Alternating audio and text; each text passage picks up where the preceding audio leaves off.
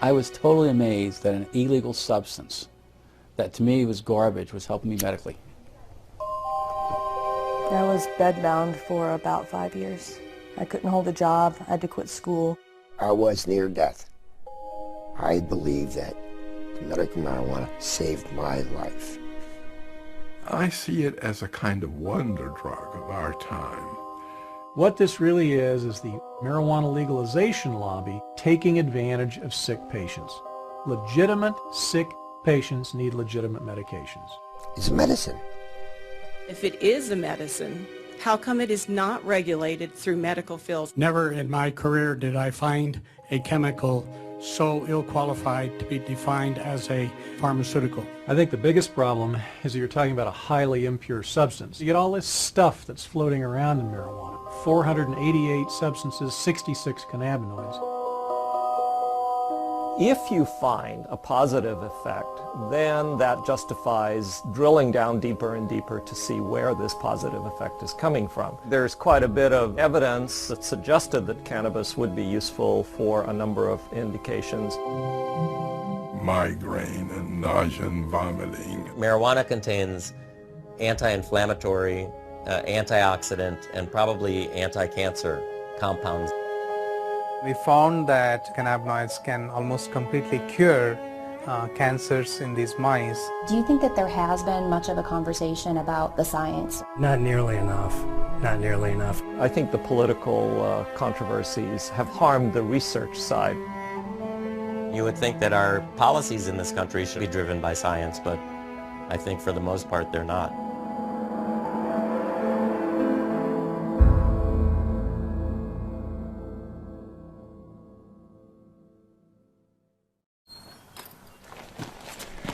I'm not one for just sitting around. I got to be out, and it's outdoor stuff. I'm not much for going to a gym to work out. My physical exercise, I have to be outdoors doing it. For Point Hatfield, the mountains and rivers of Montana have always been a certain kind of therapy. Running and river guiding in the summer and teaching backcountry skiing in the winter have helped him through life's many difficulties. But the greatest challenge of his life took the outdoors away from him. It was like 2 days after New Year's. It just dumped 2 feet of snow, and a group of us skied from Mammoth down to Gardner after work, and we went out for dinner. And when we were sitting having dinner, I just went like this, and there's a lump there. I had a radical neck discectomy. So they cut out this side of my neck. They took out the cleidosterniomastus muscle and all the lymph nodes. But the cancer came back. 2 more tumors and another surgery later, it was clear Hatfield would have to endure chemotherapy and radiation.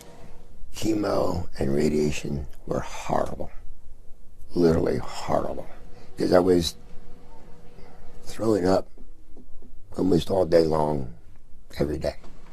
I zapped every ounce of life I had in me, just about. I was just hanging on by a thread. Just like he used to, Hatfield turned to the outdoors for comfort, trying to ski a small hill in his backyard. So I got 2 runs of 2 turns in, and then that's all I could do, wipe me out.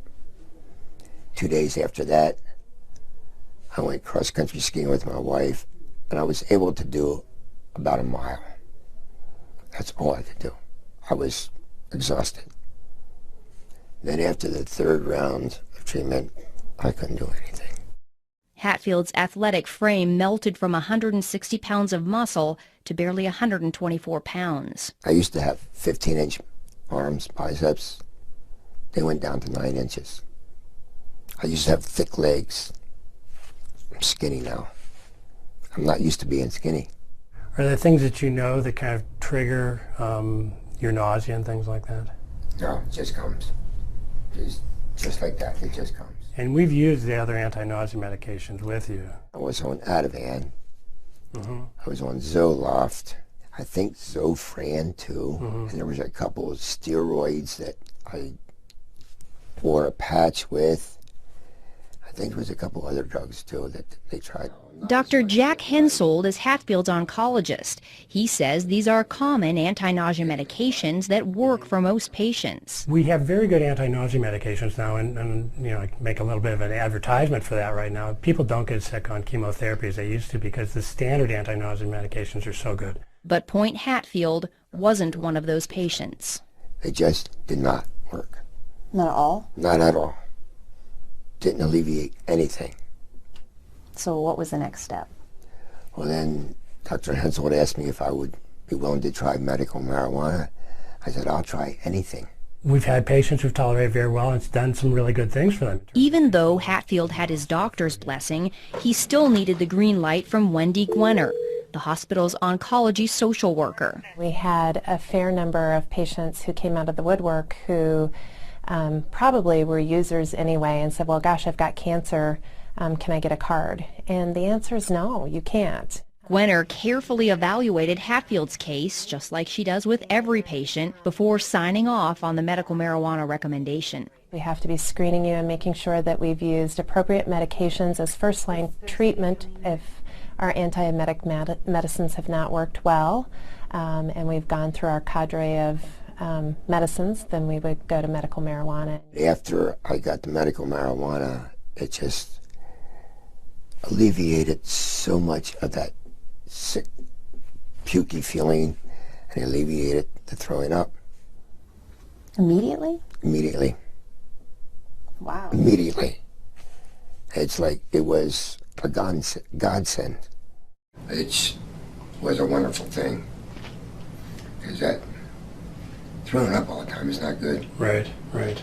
I believe that the medical marijuana saved my life. I couldn't eat anything, couldn't swallow, and I just think it saved my life. 5 years after he was first diagnosed, Hatfield is cancer-free and enjoying Montana's beauty again. Nowadays, he says the beauty isn't the only thing he loves about this state. He loves the progressive voters who passed the state's compassionate use medical marijuana law in 2004, allowing patients like him the option of using a drug at the center of a growing controversy. There's a false stigma attached to it, and I'm doing this interview to help other people.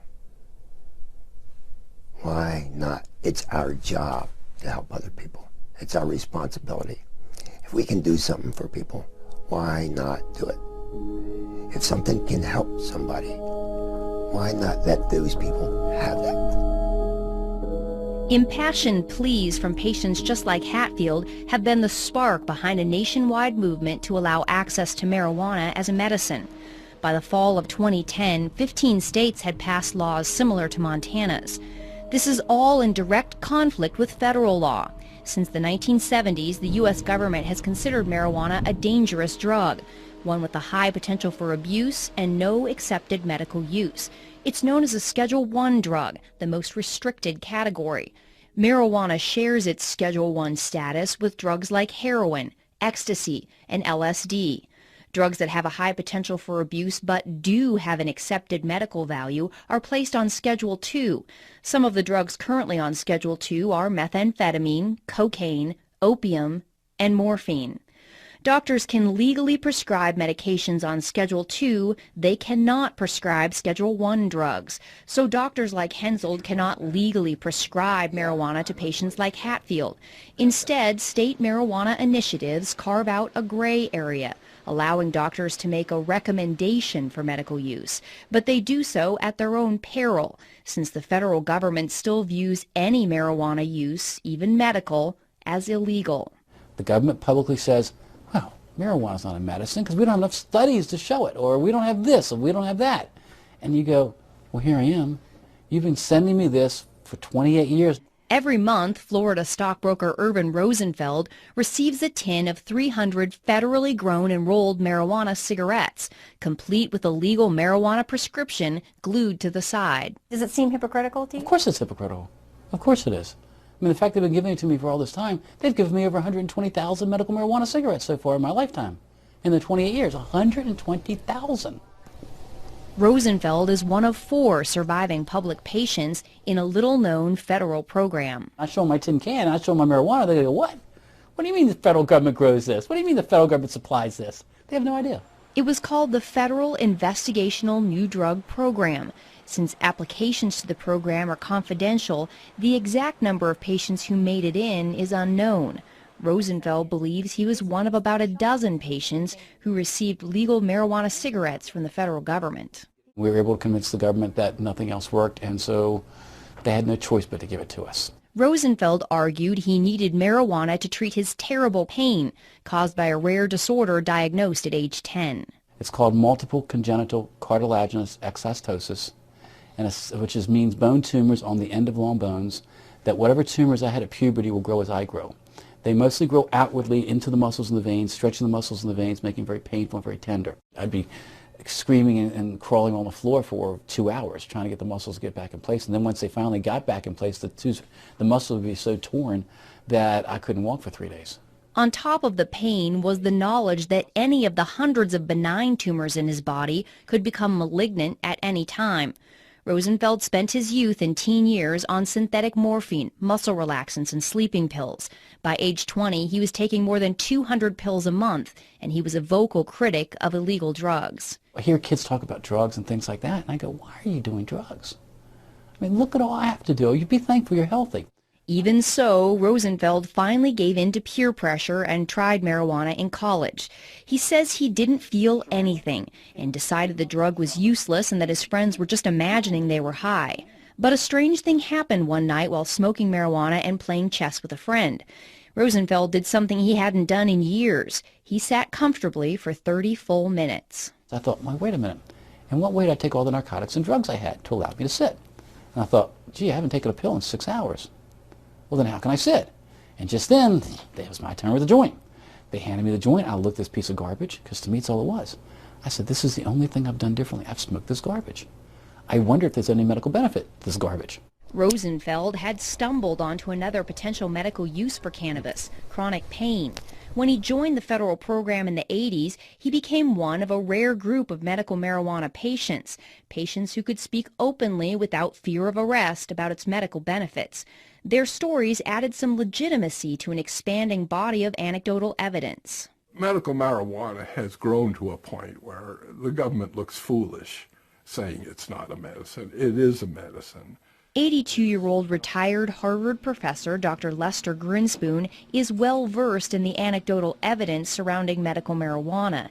He's told Ervin Rosenfeld's story along with many other patient stories in his book Marijuana, the Forbidden Medicine. His opinion of cannabis has come a long way since he first began investigating it as a young assistant professor of psychiatry at Harvard in the late 60s. Back then, he certainly did not see it as a medicine. Back then, he certainly did not see it as a medicine. Could only see from my ivory tower that lots of people were using marijuana. I had a concern that marijuana was a terribly I believed it, a terribly dangerous drug. And why wouldn't he? The 1930s era film Reefer Madness was a dramatic manifestation of government and media claims about the dangers of marijuana.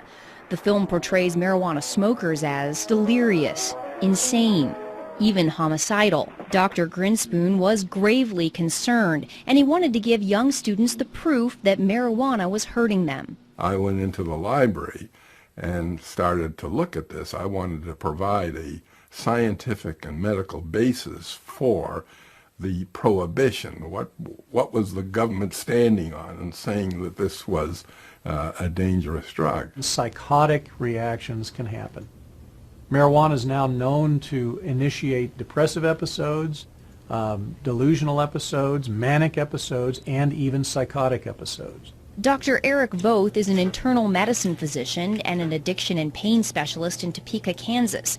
He's also the chairman of the Institute on Global Drug Policy and has advised former presidents Reagan, Bush Sr., Bush Jr., and Clinton on drug policy. A critic of medical marijuana, he says one of his biggest concerns is the risk of mental illness, especially schizophrenia. There are clearly patients where it kind of uncaps the psychosis Schizophrenia is a form of a psychotic illness, and uncapping it in people who didn't know they had it. There have been episodes, again, of people who have sort of uncapped and continued schizophrenic that did not have it ahead of time. Indeed, research has shown a connection between marijuana use and schizophrenia. There is also great concern over marijuana use in teens and young adults because their brains are still developing. But it's still unclear whether marijuana causes mental illness or someone with a mental illness is more likely to use marijuana. As a psychiatrist, Dr. Grinspoon's expertise was in schizophrenia, and he strongly disagrees with critics who say marijuana may trigger the disease. I think that is absurd. If you just take the fact that schizophrenia, the frequency of schizophrenia is about 1% the world around. Now, you would expect with a drug that's used as often as it is, you would expect that there'd be a little bleep in this. It doesn't change a bit. It hasn't changed. In fact, you can find as much literature about how cannabis is useful to schizophrenic patients as it's harmful. Dr. Grinspoon could not find evidence to back up the government and media reports that marijuana use leads to drug-induced violence,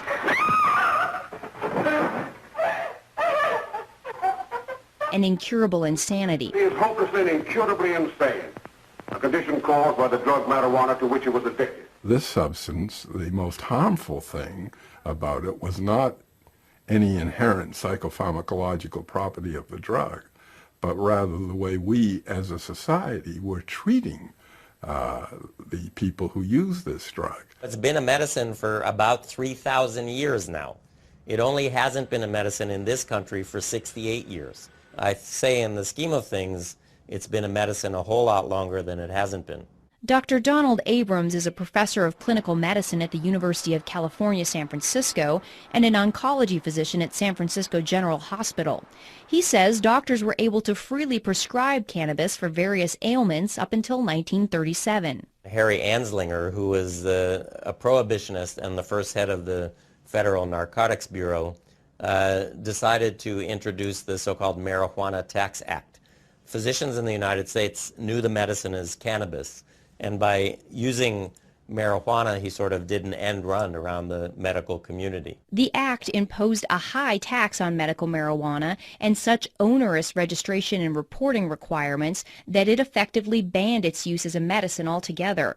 The American Medical Association came out in opposition to the act, with Dr. William C. Woodward testifying there was no evidence the medical use of cannabis was causing addiction, and that there are evident potentialities in the drug that should not be shut off by adverse legislation. He opined that it's impossible to foresee how much the new regulations will deprive the public of the benefits of a drug that, on further research, may prove to be of substantial value.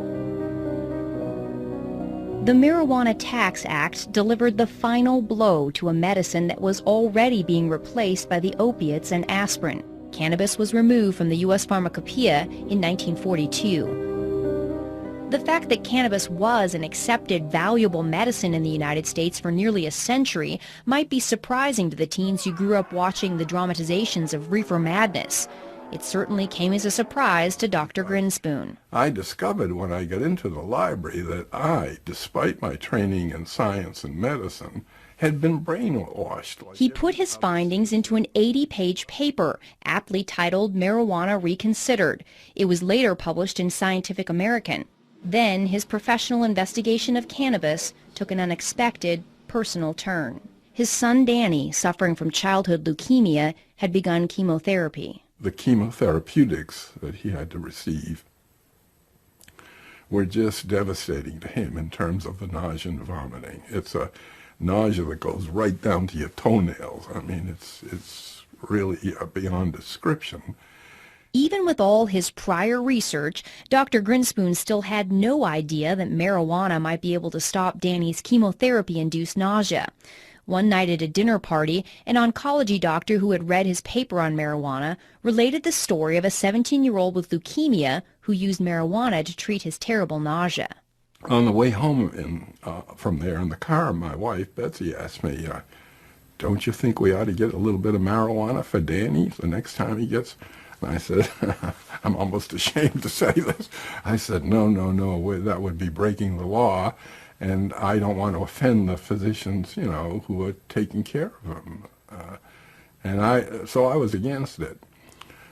She's a rather plucky woman, and next time he came in for his chemotherapy, she went up to the Wellesley High School parking lot, and they found his friend Mark, and asked him if Mrs. Grinspoon, wanted a little bit of marijuana. When Dr. Grinspoon showed up for Danny's chemo treatment, he was surprised to find his wife and Danny so relaxed. They were joking, and he was smiling, and no problem.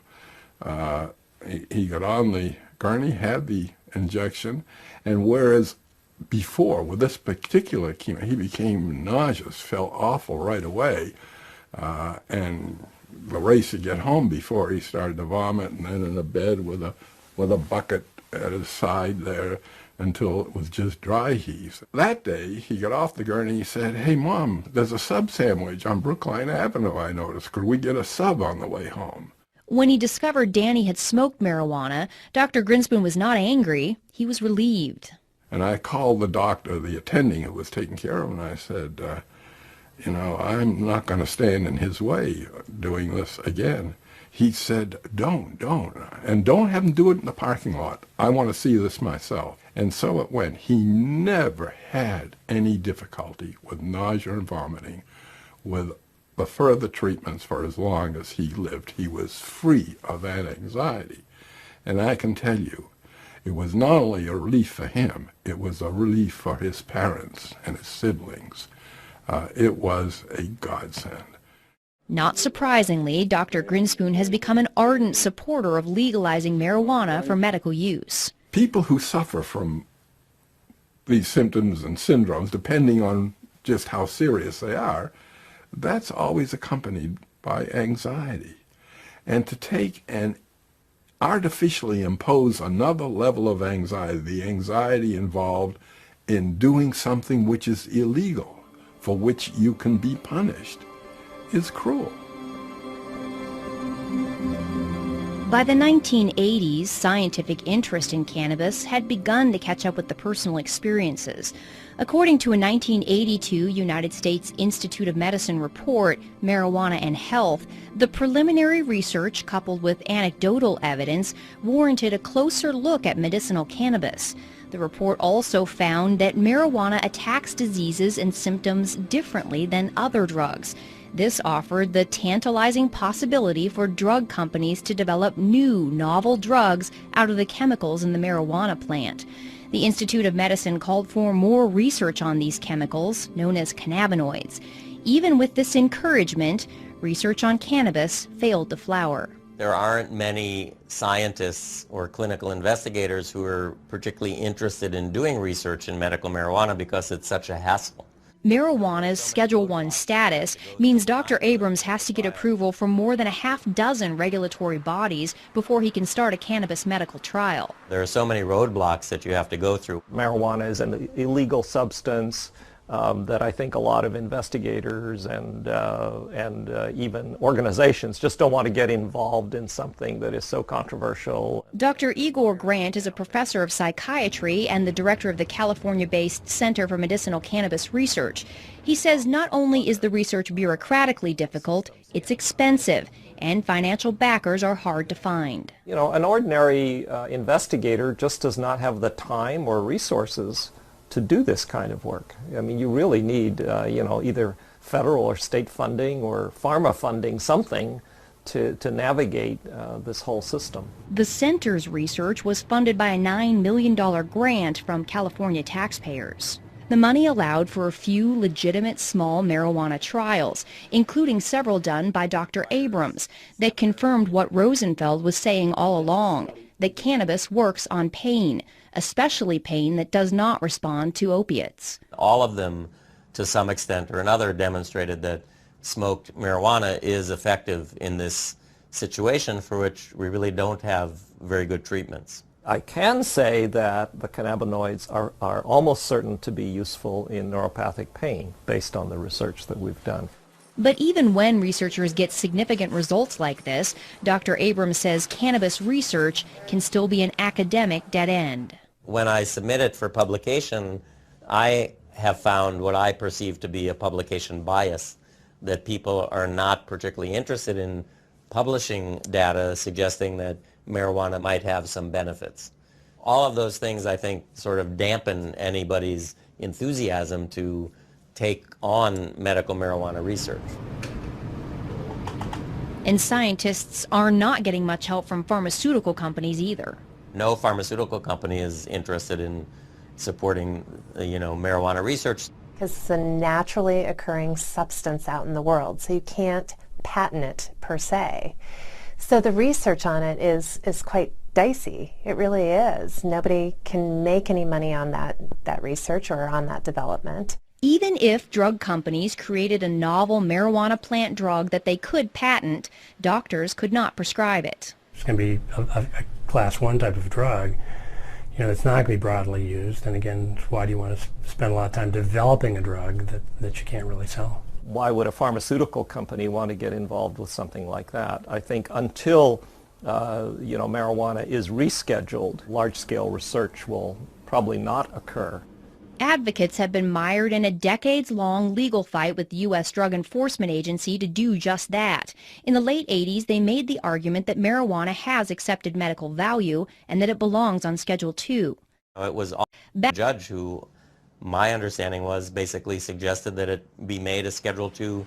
According to government documents, the DEA's administrative law judge, Francis Young, found there was incontrovertible evidence that cannabis was an effective medical treatment for nausea and appetite loss, multiple sclerosis, and spinal cord injury spasms. Judge Young ruled marijuana should be moved to Schedule II, writing, "The evidence in this record clearly shows that marijuana has been accepted as capable of relieving the distress of great numbers of very ill people.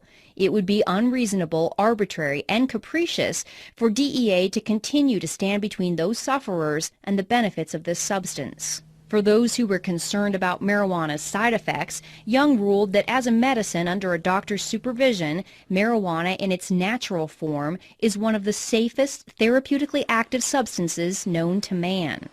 The DEA and other federal agencies disagreed. They overruled Judge Young's decision and kept marijuana on Schedule I. But the ruling did add to growing pressure on the U.S. government to go beyond its own compassionate use program and make marijuana legally available as a medicine.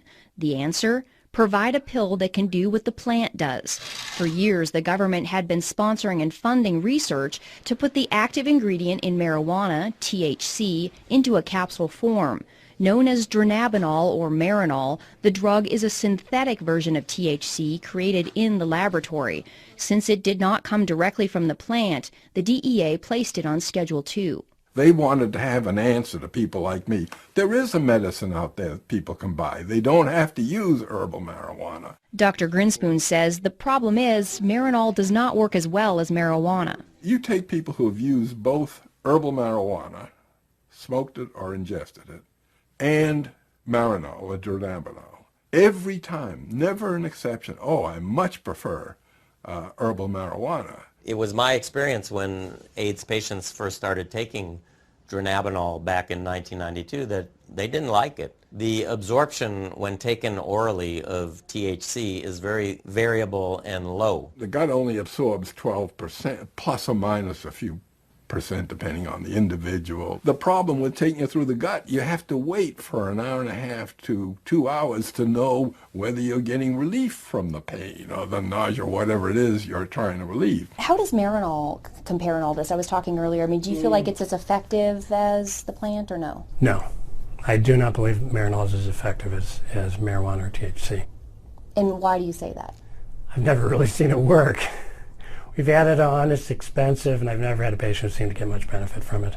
We really haven't had very much success with patients with Marinol for any side effect management. So there's something that is lost in with the THC in that processing. Dr. Abrams says what's lost in the processing are all the other cannabinoids in the plant, some of which are known to mitigate the high associated with THC, making the patient feel more relaxed instead of anxious. There are 400 other compounds in the plant, including 70 other sort of lookalikes to delta-9 THC, and those are all there for a reason.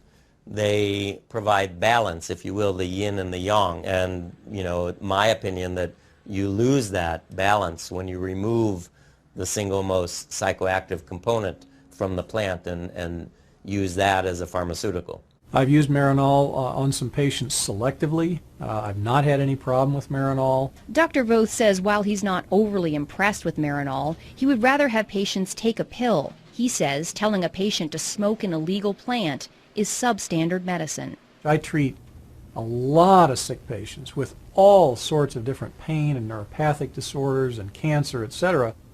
And I cannot think of one circumstance in 27 years of active practice that I've had to say, well, it's time for you to smoke dope. I just haven't. And that includes terminal patients and hospice patients. Anyone who says that,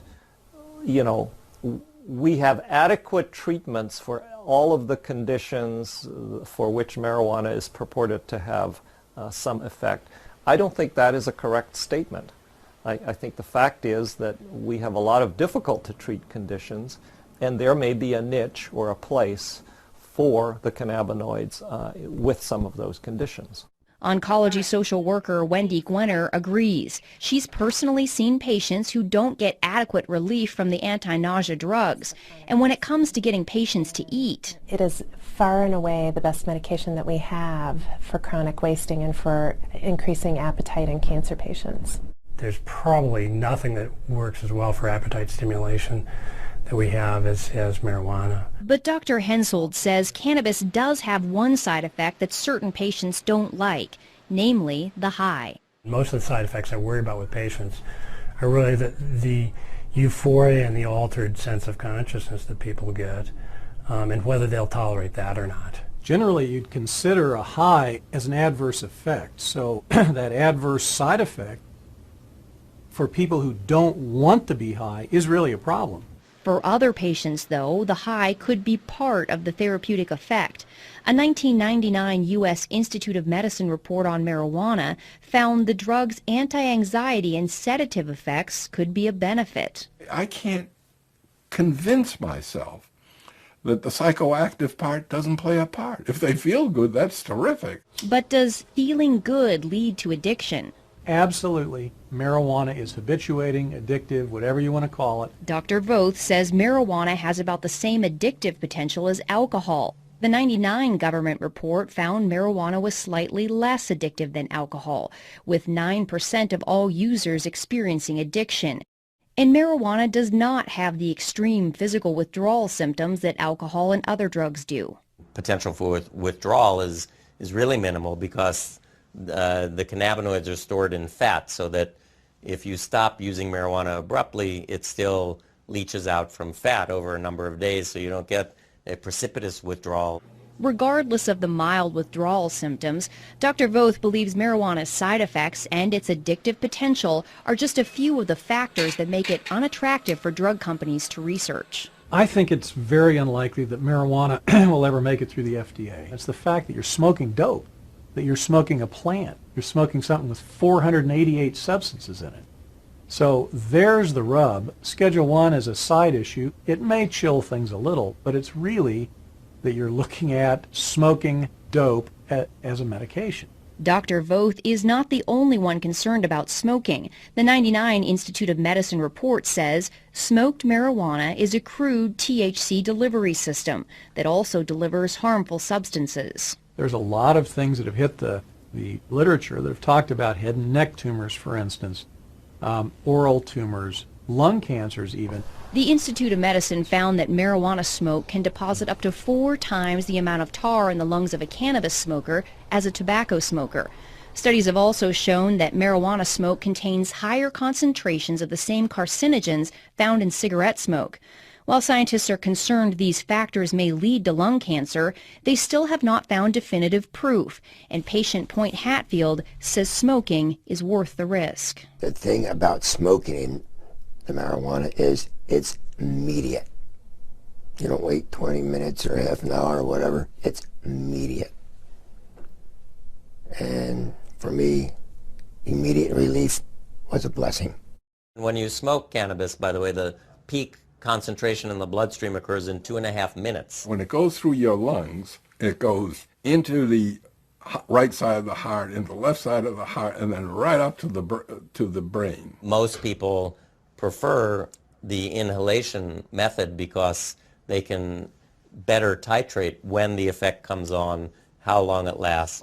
Dr. Grant says until someone comes up with a fast-acting inhaler, smoking may be their best option. I'm not sort of in the camp of people who say, well, I grant you marijuana may work, but it's absolutely unacceptable because it's smoked. I don't think that's right. Do you worry about patients smoking? I don't. I look at the cost benefit. The cost of having untreated cancer would be far outweigh whatever carcinogens might be introduced to the lungs. Even Irvin Rosenfeld, a patient who smokes 10 to 20 marijuana cigarettes a day, doesn't waste any time worrying about the smoke. No. Why not? First of all, I have over 200 tumors in my body that could go malignant. I should live so long as to die of lung cancer. Okay. A 2006 lung cancer study funded by the National Institute on Drug Abuse gives Rosenfeld even more to smile about.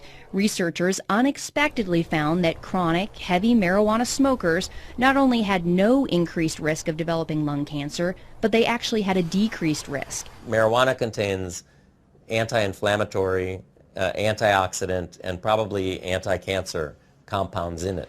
This is where the complexity of the plant is both a blessing and a curse. With dozens of cannabinoids and hundreds of other compounds, it's difficult to pinpoint the source of the beneficial effects found in the smoking study. There are challenges in doing research on something that has, 150 different chemicals in it. Critic Dr. Eric Voth believes the true medical potential of cannabis lies in targeting some of those chemicals, not smoking the entire plant. There are elements in the cannabinoids and various cannabinoids that have a lot of positive effect and very little addictive or high causing effects. Scientists have managed to isolate and focus attention on one of those. It's called cannabidiol, and next to THC, it's one of the most abundant cannabinoids in the plant. CBD is cannabidiol, which is another cannabinoid like the main psychoactive ingredient, but instead of getting people high, CBD seems to be a very potent anti-inflammatory and analgesic. So it relieves pain and decreases inflammation. But what I'll do... Judged anti-inflammatory and analgesic. So it relieves pain and decreases inflammation. But what I'll do is I'll just kind of put the stove on low. I'll spoon out a little bit of the canna butter, about that much as a dose is worth for the night. And I'll put it into the pan and just let it melt down. CBDs seem to help my seizures. I'm not using it to get any psychological effects off of it. I'm just eating the butter raw with bread, so warmed up. And how often do you take that? Once a day, twice a day? At night right before bed. I used to be on approximately 14 different prescriptions, and I would still have up to 12 seizures a day. I used to have to take 2 handfuls of pills, no more. While this 27-year-old epilepsy patient is relieved to be taking medical marijuana, she's considerably more anxious about showing her face and has requested we conceal her identity. Why do you not want to show your face? I am not comfortable showing my face because of all the discrimination that has already happened. She says both she and her husband have lost jobs when she spoke openly about her use of marijuana as a medicine. But the fact of the matter is, somebody has to speak up or nobody will hear these stories. She chose to tell us her story in her artist's studio. Here she creates much happier works than she did even a few years ago, when her self-portraits plainly showed the toll epilepsy had taken since she was diagnosed at 15. I've taken pretty much every anti-epileptic on the market, and some with a little bit more success than others. Some of the medicines I was on had nothing to do with epilepsy, and the doctors put me on them to help me sleep or to help with my anxiety issues. The seizures were so bad I needed to be sedated heavily to sleep. The depression gets worse the more you're sedated. Despite the constant seizures and depression, she graduated high school and was accepted into a private women's college to study psychology and fine arts. The seizures were so intense by my early 20s that I couldn't stay in class. And as the stress of exams would come closer, that would trigger seizures. She had to withdraw from college just a handful of credits short of graduation. The seizures were so bad and the medication so debilitating that getting a job wasn't even an option. She was bedbound for years while the epilepsy ruled her life. My husband would have to call me, 25 times a day from work just to make sure I was still breathing okay. I could not shower by myself because if I slipped and fell, it only takes a half inch to drown. So we were living on pins and needles with me having that many. That's when she decided to move to a state with a medical marijuana program. She had read stories about its potential to treat epilepsy, and she wanted legal access to it. How did that impact your seizures? They started slowing down. I had to build it up in my system, and it wasn't until I started ingesting it that they really stopped completely. The potential of the CBDs in marijuana to mitigate epileptic seizures is not new. Scientists who put together the 1982 U.S. Institute of Medicine report found substantial evidence from animal studies to indicate that cannabinoids are effective in blocking seizures and that there is strong support for further investigation into the utility of CBD in human epilepsy. The subsequent 1999 Institute of Medicine report was less enthusiastic, saying the solid scientific evidence still isn't there yet, and it was unlikely to be a fruitful area for drug research. I'm not waiting for the FDA approval to come through. I know how it affects my body, and that's one thing that I've learned through taking prescription drugs all these years. I have to know how this stuff is going to affect me, not what somebody else says it does for them. Not only has it completely stopped her seizures, but she says something in the plant works for her anxiety, depression, and insomnia too. So she sees the scientifically undesirable cornucopia of substances in the plant as a benefit, not a detriment. The fact is it works. It works better than anything I've ever tried, any pill I've ever taken. The cannabinoids have multiple actions. It's not just on pain or, in her case, maybe anti-epileptic action, but for many people, they have a sedative and anti-anxiety effect and so forth. I'm a cancer doctor, and I often suggest to my patients that they consider marijuana for their loss of appetite, nausea, pain, depression, and insomnia. It's one medicine they could use instead of 5. Critics of medical marijuana are highly skeptical of claims it can treat just about everything. How is it possible that one plant has the potential to treat so many different ailments? Intriguing answers started appearing in the early 90s when researchers pinpointed receptors in the brain and the body that bind with the cannabinoids.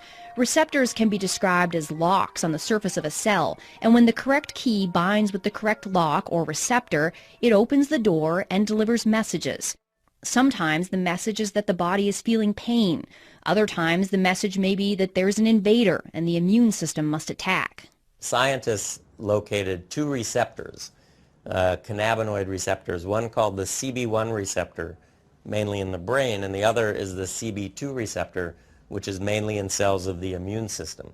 The CB1 receptors are extremely abundant in the brain, but they're also found all over the body in the major organs, the heart, the liver, kidneys, and pancreas.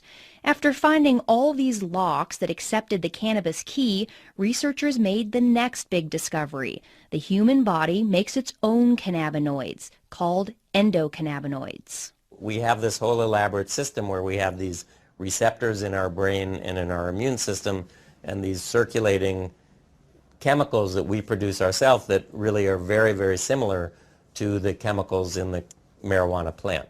The only difference is that the endocannabinoids that we produce are in such small quantities, and they're also rapidly degraded, so that Therefore, we are not high all the time, or we don't have that feeling of euphoria all the time. Dr. Prakash Nagarkatti is a professor of pathology and microbiology at the University of South Carolina. For the last decade, he's been doing research on what's become known as the human endocannabinoid system. The precise functions of the endocannabinoid system is it's still being understood, actually. The discovery of the system, however, is already revealing clues that have bolstered the personal stories of relief. The areas of the brain that control nausea and vomiting, chronic pain, and epileptic seizures all have cannabinoid receptors. What do these things do? Well, in the brain and the nervous system, the cannabinoid system seems to exert kind of a dampening effect. It's kind of an internal, I like to think of it as a neurological shock absorber. And when they looked in other animals, they found these receptors were present in basically all animal species. So why do dogs and monkeys, for example, need to have cannabinoid receptors? They must be playing a very critical role in trying to maintain some of the physiological functions. The whole development of the fact that there are cannabinoid receptors in endocannabinoids has really given drug companies and pharmaceutical investigators a lot of opportunity to try to manipulate the body's own cannabinoid system. That's because now they can create synthetic drugs that target the receptors instead of taking chemicals from the plant. By avoiding the plant, they get around the controversies and complications of its Schedule I status.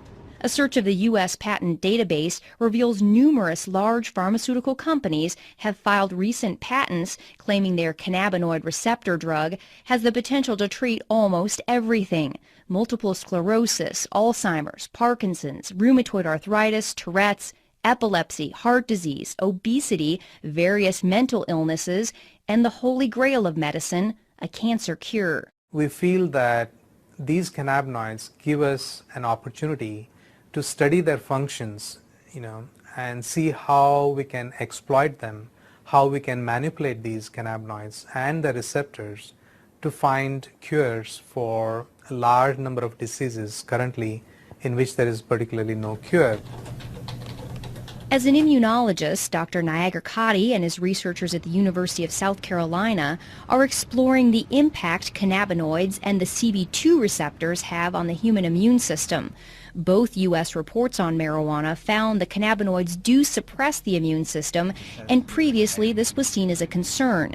But Dr. Nagarkatti believes tamping down the immune system could be a good thing. There are is a concern, but Dr. Nagarkatti believes tamping down the immune system could be a good thing. There are about 80 different autoimmune diseases, and basically autoimmune diseases are triggered by your immune system going haywire, getting hyperactivated and destroying certain cells and certain tissues. In multiple sclerosis, for example, the immune system suddenly begins attacking the brain and the spinal cord. Rheumatoid arthritis and lupus are similar diseases caused by the chronic inflammation associated with an immune system gone amok. The cannabinoids dampen down response to bacteria or foreign agents or injury to tissues. A lot of scientists and researchers are interested in those properties of the cannabinoids, in trying to see how we can suppress the immune response in autoimmune disease conditions. For Dr. Nagarkatti, the research has gone far beyond treating inflammatory problems. He's narrowing in on the potential of cannabinoids to kill immune cells that have mutated and become cancerous. Once they become cancerous, they no longer die a normal cell death. Instead, they begin growing and spreading uncontrollably. We were one of the first labs to demonstrate basically that not only the immune cells, the normal immune cells express these cannabinoid receptors called the CB2 receptors, but also that when these immune cells get transformed and they become cancer, to our surprise we found that these cancer cells continue to express these CB2 receptors. This was an exciting discovery because the CB2 receptor can act like a target for the cannabinoids. Once they bind with the receptor, they can tell the cancer cell to die. So basically telling the cells basically to commit suicide, and that's what they do. And we demonstrated that that would be the mechanism by which the cannabinoids can kill the cancer, and therefore it can be used effectively as an anti-cancer agent. Dr. Nagarkatti and his researchers were able to eradicate almost 100% of the cancer in test tubes. But they were skeptical they would see similar results when they moved on to tumors in mice. To our surprise, we found that almost 25 to 30% of the mice completely rejected the tumor. They were completely cured. And in addition, we found that the remaining mice also, there was a significant reduction in the volume or the size of the tumors as well. The lab results have been so promising that Dr. Nagarkatti is beginning clinical trials with leukemia patients. There's no doubt in his mind that the cannabinoids, either from the plant or lab created, will play a major role in medicine in the future. I feel that in the next 5 or 10 years, there is going to be exponential growth in cannabinoid research. It's an area where both the critics and the advocates agree. Scientists are now well on their way to developing medicines based on the cannabinoids. It begs the question, however, will modern medicine eventually make the marijuana plant obsolete? No, it will not. In fact, it will only enhance it. Okay, because now it's more proof that the plant really does work. Okay, and instead of spending $600 a month on buying the pharmaceutical drug, I can grow my own plants. I don't want them to ever take the choice away, because I don't know how long it's going to be before they really find out exactly what is working for me or for others. And right now, having the raw plant available is the best solution, because you have all of it there. You don't have just what they've isolated, just what they've decided is important now. Let's keep it in the corridors of science. Let's keep it in the FDA. Let's do what needs to be done, which is careful, longitudinal, placebo-controlled, crossover, head-to-head studies, and see where it falls out. But let's deliver what's really medicine. That is the individual cannabinoids. They may come across some things that are better than herbal marijuana for one thing or another, and good luck to them. I'd love that. But I never want to see compromised the capacity of people to use herbal marijuana, whether it's because the drug that they've come up with is much more expensive, or it doesn't do as well, or whatever the reason. That people should always have herbal marijuana available to them without any constraints from the law. Patients say for now the question is irrelevant. Science has not yet given them the opportunity to choose between an effective pill or the plant. This is something where I have no other medical alternative to treat this condition. I have exhausted all of modern medicine's alternatives, and they have really screwed my body up. She says cannabis has allowed her to hold down 2 jobs and make plans to go back to school and finish those last credits. There is so much promise now where there was none before. Without the 10 to 12 cannabis cigarettes a day, I would not be working. I most likely would be on disability. I'd be homebound, and I'd be a drain on society versus a productive member of society. The federal program that allows Irvin Rosenfeld to legally use marijuana for chronic pain was shut down in 1992. Today, he's one of a few living patients who were grandfathered in and still receive marijuana every month, courtesy of the U.S. taxpayer. Point Hatfield believes he will never gain back the muscle he lost during his cancer fight, but he got his life back. And he thinks people should not underestimate this plant just because it doesn't come with a prescription. It's medicine. It's medicine just like aspirin is, or Zoloft, Ativan. It's a medicine. Marijuana is here to stay. It is certainly here to stay as a medicine.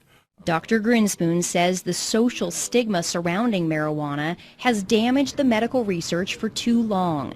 Today, he's on the advisory board for the marijuana advocacy group NORML, because he believes the only way marijuana will reach its true medical potential is if it's fully legalized. He's felt this way since the 70s, when he predicted the medical promise of cannabis would lead to a repeal of the prohibition in less than a decade. For years, I waited for my prophecy to come true, and I despaired that I would never see it in my lifetime.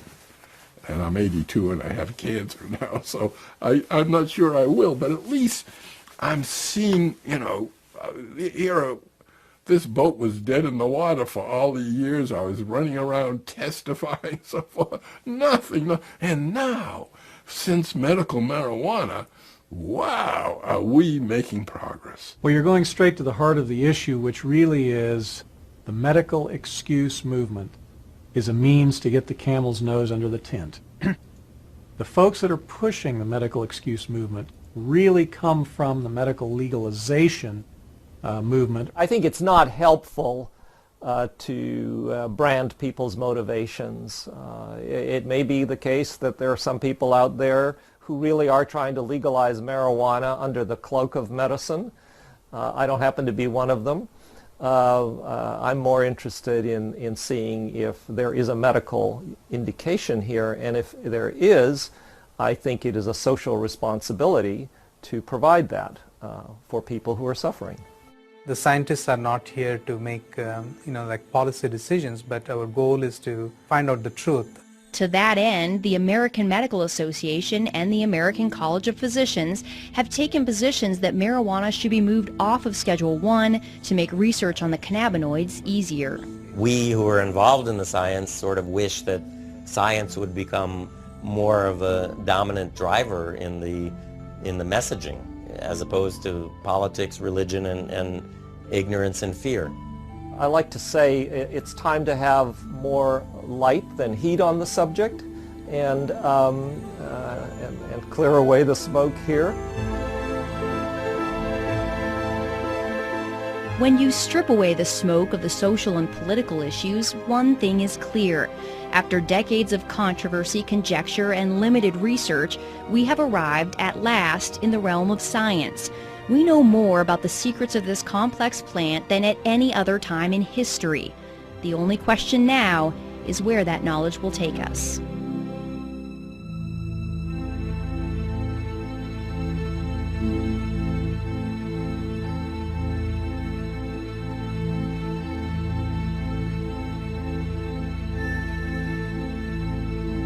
Support for this program was made possible by the Friends of Montana PBS and the University